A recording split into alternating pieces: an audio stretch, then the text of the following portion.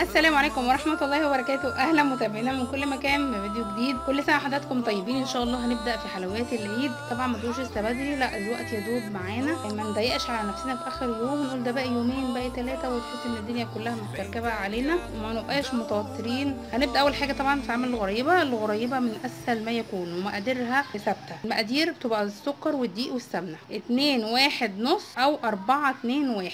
يعني ايه؟ يعني انا هنا معايا 4 كوبايات من الدقيق، هاخد عليهم كوبايتين من السمنه واخد عليهم كوبايه سكر ناعم. يعني بمعنى ان السمنه بتبقى نص الدقيق والسكر بيبقى نص السمنه. لو هتعملي كوبايتين يبقى كوبايتين من الدقيق، كوبايه من السمنه، نص كوبايه من السكر. طيب انا هنا معايا الاربع كوبايات من الدقيق هركنهم. طبعا انتوا عارفين عشان احنا في الصيف والحر فالسمنه بتبقى سايحه بره، فانا بدخلها التلاجة او الفريزر عشان تتماسك معايا. هاخد كده اللي جمد معايا من الجنب ده، هاخد معيار كوبايتين، نفس معيار اللي انا عيرت بيه الكوبايه اللي انا عيرت بيها الدقيق والسكر بعير بيه السمنه. هاخد معايا كوبايتين تكون جامده كده، تحطيها في التلاجة او في الفريزر عشان تمسك معاكي شويه. انا خدت العلبه كده زي ما هي حطيتها تجمد، وبعد كده دلوقتي هاخد منها اللي انا عايزاه. كوبايه هاخدها عندي هنا عشان هضرب بالمضرب. بسم الله.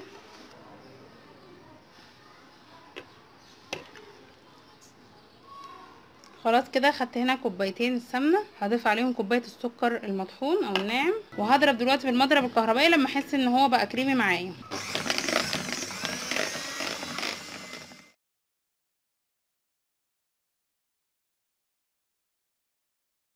قعدت اضرب فيه بقى القوام معايا كريمي واللون ابيض معايا. دلوقتي هنزل بالدقيق تدريجي واحده واحده. على فكره الدقيق دي انا حاطه عليه ذره ملح، ذره ملح صغيره جدا. هنزل كده شويه شويه واخلط لغايه ما اخلص معايا المقدار. هبدا بقى اعجب بايدي عشان الم العجينه معايا. طبعا ايدينا غسلها كويس جدا.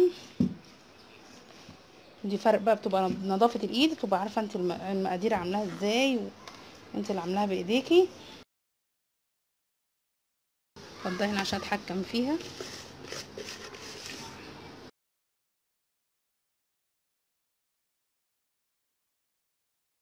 بعرف بقى ان هي العجينه ناجحه معايا ازاي. انا دلوقتي خلاص هي اتلمت معايا، بمسك كده حته منها واكورها في ايدي وبضغط عليها كده، بضغط عليها مفيش تشققات حصلت معايا. خلاص كده هي ناجحه ومش محتاجه مني مثلا ان انا اضيف بياض بيضه. في ناس بيضيفوا عليها بياض بيضه، لكن ما شاء الله الحمد لله العجينه معايا ناعمه وجميله جدا ومفيش فيها اي تشققات. اهم اضغط كده مفيش حاجه تبقى متشققه حواليها. خلاص كده هسيبها بقى تستريح بس 5 دقايق بس في التلاجة، وبعد كده هجيب الصواني او السيجان اللي هشكل فيها ونوريكم هنشكل ازاي. هنبدا على بركه الله بقى عشان نشكل. انا سبتها بس يا دوبك تستريح في التلاجة اما لميت بس الدنيا حواليا وخلاص، يعني هي مقدار 5 دقايق. هاخد كده بقى قطعه وابدا ان انا اطور. بسم الله. هي حجم الغريبه بتبقى جميله، بتبقى صغيره قوي كده، يعني انت بقى عايزه تكبري شويه انت وايه وراحتك. اهو الحجم ده كده. طبعا انا عندي المكسرات زي ما يكون عندك بقى. انا عندي هنا لوز وزبيب وسوداني، انت بقى عايزه فستق، عايزه اللي عايزاه، لوز زبيب فستق اللي زي ما انت عايزه، واحطها في الصينيه واقوم بص ضغطه بسيطه كده بس. اهو تاني اهو بالسوداني ضغطه بسيطه، وارص عندي في الصينيه. واوريكم برضو زبيبه، واحده زبيب هنعملها باذن الله بكذا شكل. هنشوف مع بعض كل حاجه باذن الله. وادي معايا مثلا لو زبيب اهو برضو كله ماشي، يعني مش هتوقف ان احنا ما عندناش فستق او عين جمل او ما عندناش فستق او بندق، لا كله شغال، كل واحد وعلى حسب مقدرته. هنعمل الشكل التاني معانا. بنجيب كده قطعة من العجينة وبعملها على شكل رول، وبعد كده عندي هنا سوداني مجروش. لو عندك فستق ماشي، سوداني مش هيقول لا. وابدأ كده اعمل رول، بعمل رول وباجي كده على السوداني المجروش ده وبقوم ماشيه فيه كده بالشكل ده، بيبقى كله مكسرات من بره.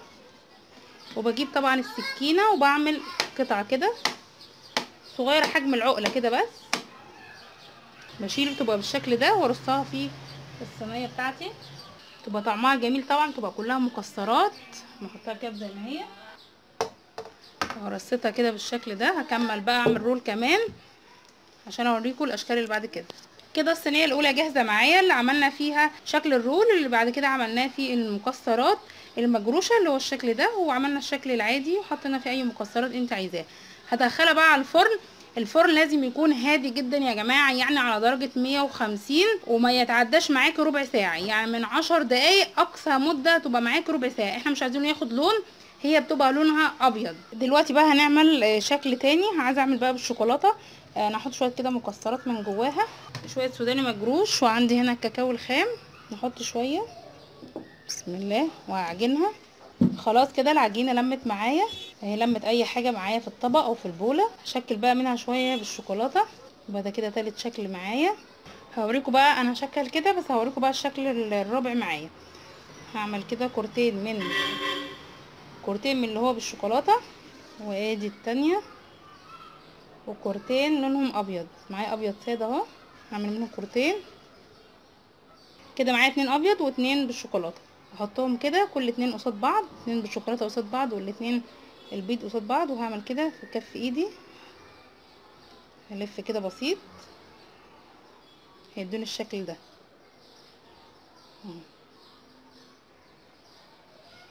نعمل تاني، بناخد كورتين من اللي بالشوكولاته البني ده واتنين من الابيض، وبعد كده بجمعهم، بحط كل 2 قصاد بعض كده وبكف ايدي كده وبشويش زي بلمهم كده مع بعض. هيديني الشكل ده. خلاص بقى الكميه معايا بقيت اللي هو بالشوكولاته الساده، والشكل اللي هو مربع ده. والصينيه التانية عملنا اللي هو الساده الابيض، وعملنا كمان اللي هو رول بالمكسرات. شكلت كده العجينه الباقيه، ادخلها بقى الفرن زي ما اتفقنا على درجه 150، ما تكملش ازيد من ربع ساعه معاكي.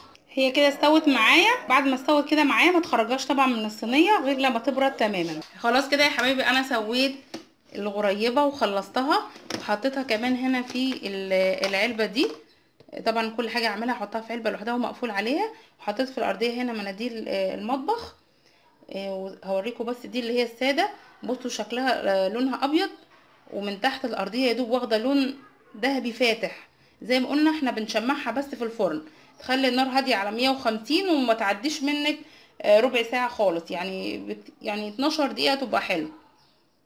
ودي اللي هي بالشوكولاته، ودي اللي مواجه ابيض. دي اللي عملناها مواجه شوكولاته وابيض، ودي شوكولاته ساده. وهنا طبعا اللي بالمكسرات برضو دي جميله قوي اللي احنا قطعناها رول. ودي شكلها في العلبه.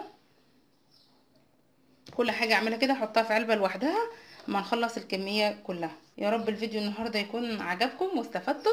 الى اللقاء بفيديو جديد ان شاء الله، واستنونا في باقي حلويات العيد. كل سنه وحضراتكم طيبين.